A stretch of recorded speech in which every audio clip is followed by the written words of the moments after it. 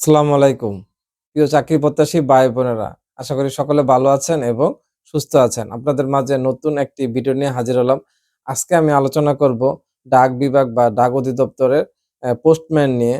আর আপনারা ইতিমধ্যে পোস্টম্যানের পরীক্ষা সম্পর্কে জেনে গেছেন যে পোস্টম্যানের পরীক্ষার তারিখ হচ্ছে ৯ ফেব্রুয়ারি বিকাল ৩টা থেকে ৪টা পর্যন্ত পরীক্ষাটা হবে শুক্রবারে।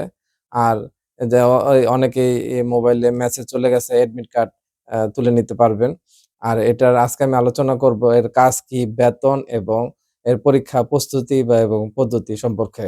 তো আসা যাক এর কাজ কি? পোস্টম্যানের কাজ হচ্ছে মূলত আ জেলা বা উপজেলায় ডাক পৌঁছে দেওয়া এর কাজ।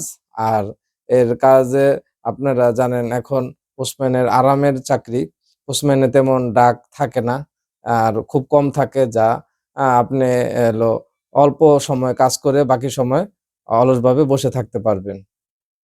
তারপরে আসা যাক এলো বেতন। এটা সর্বোত্তম গ্রেডের একটি চাকরি। এখানে হলো আপনার বেতন স্কেল হচ্ছে ৯,০০০ থেকে ৳২১,৮০০ পর্যন্ত। আপনার শুরুতে সব মিলিয়ে এখানে প্রায় ৳১৫,৫০০ থেকে ৳১৬,০০০ শুরুতে বেতন পাবেন। আর এটার আপনি হলো ৩০ বছর বা চাকরি করার পরে আপনি এখানে হলো অবসরে যাওয়ার সময় একটা মোটা অঙ্কের পেনশন পাবেন। প্রায় ৪০ থেকে ৳৫০,০০,০০০ একটা পেনশন পাওয়া যায়।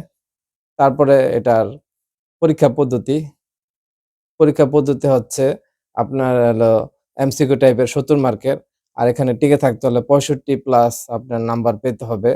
আর এটার প্রস্তুতি সম্পর্কে আমি বলব যে বাজারে বিভিন্ন ধরনের যেমন দিগদর্শন, অ্যাক্সিলেন্ট ডাক বিভাগের নিয়োগ সহায়িকা রয়েছে। তাছাড়া বিসিএস এবং এই শিক্ষক নিবন্ধন এবং প্রাইমারি প্রশ্নগুলি আপনারা দেখতে পারেন।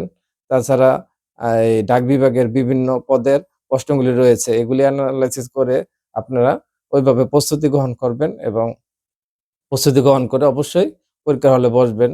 সেই আশা ব্যক্ত করে আমি আজকে এখান থেকে বিদায় নিচ্ছি এবং যাওয়ার আগে অবশ্যই বলে যাব আমার এই চ্যানেলটি সাবস্ক্রাইব করে পাশের বেল আইকনটি বাজিয়ে সাথেই থাকবেন।